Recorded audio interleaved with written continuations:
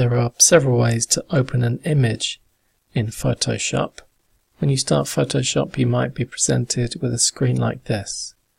From here, you can go Open and navigate File Explorer and find your images this way. You can also go to the menu at the top, File, Open, and navigate here. If you click one image, then press Shift on your keyboard, mouse click the next image. You can open more than one image at a time, and you can see them in separate tabs. Another way to open images is to drag them in from File Explorer.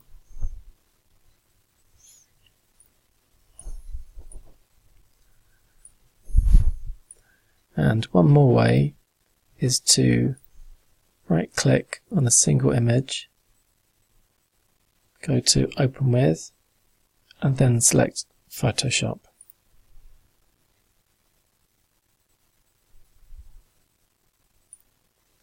If you want to remove recently opened files from this list, go to File, Open Recent, Clear Recent File List.